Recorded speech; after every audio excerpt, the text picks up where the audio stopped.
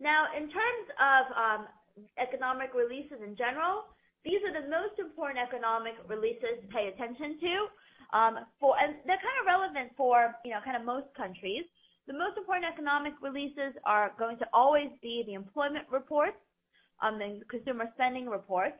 The reason for that is because, employment and consumer spending make up the backbone of any economy. And if the economy is weak, then if the economy is weak because consumer spending is weak, you're not going to necessarily have the return of growth that you hope to have.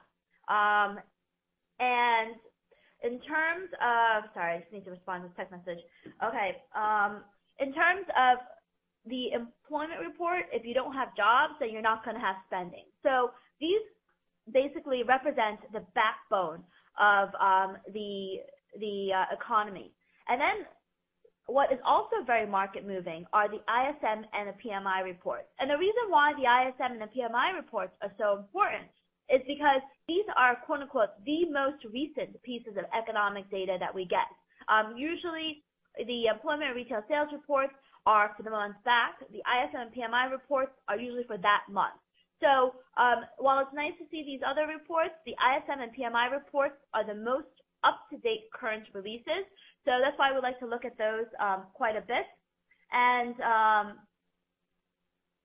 that's why we like to look at those quite a bit. And then also the components, the underlying components of those reports also provide a tremendous amount of information. I always love to look at the details of the ISM and PMI reports, which are actually readily available to give me clues on how certain things may fare, like how industrial production may do, or how employment may do, or how inflation may do. So it's a very, very important report for the markets. It's an extremely important report for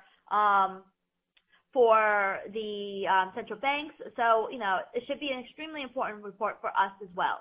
Inflation is also, key because a lot of central banks have inflation targets, especially that in Europe. So, they pay attention to inflation quite closely. And so if they do so, we should do so as well. And then there's GDP, trade numbers, and then confidence. Confidence is also one of those more up-to-date, more recent pieces of data that provides us with a taste of how the other reports may fare.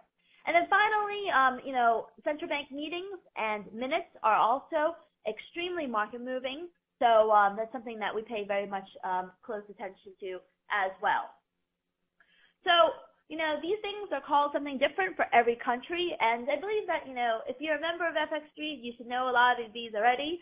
So this is just kind of a little bit of a snapshot, and I'll just leave this on for just a minute. So it's recorded, and then you can always go back and you can look at it. So we have a question coming in right now asking, you don't think housing market numbers are important? I actually don't think that they're important because they're not extremely market moving. The reaction that you get in currencies, particularly when it's a non-dollar housing market number, like it's a UK housing market number or it's an Australian housing market number, you tend to not really see too much reaction in the market. And Solomon says the problem is not the data itself, it's the interpretation of what it means. Well, yes and no. I want to say it's somewhat logical. I mean, if you just take it may be a little confusing initially, but if you take a step back and you think, okay, we have a strong, like yesterday, we had a weak retail sales number from the U.S. So is that dollar negative or is it, dollar positive? Well, it's negative for the dollar against the Japanese yen for sure, because weak consumer spending, can only be bad for the U.S. dollar because it can only mean that the U.S. economy is in more trouble. So take a step back, think about what it means. I mean, for example, if we have a weak ISM manufacturing number, that means the manufacturing sector is doing poorly. So in no way, shape, or form can that be positive for the U.S. economy. It's probably more negative. So it probably ends up also being more negative for the U.S. dollar. So I'm going to go to a live chart right now, just showing you, the type of price action we can expect. So give me 1 second to flip over to my. Okay, so this is a chart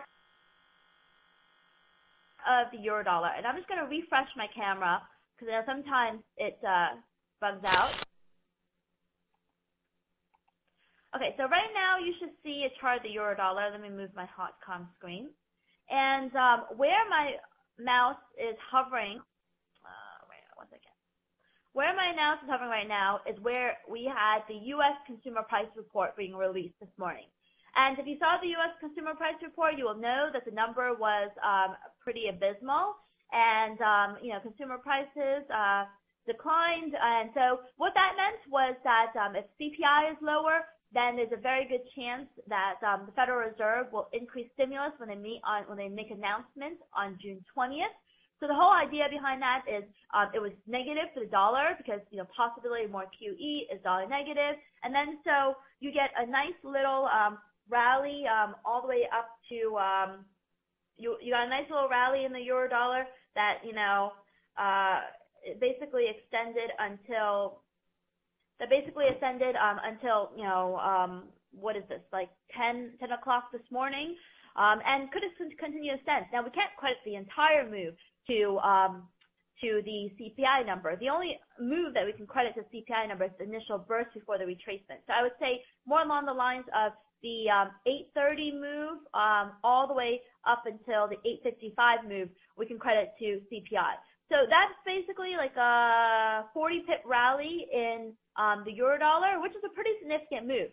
And that is actually our tradable opportunity, which I'll talk a little bit more about later about how you could have handicapped that move. But before I do that, we'll go back to our slides, and then I'll do some questions in just a second.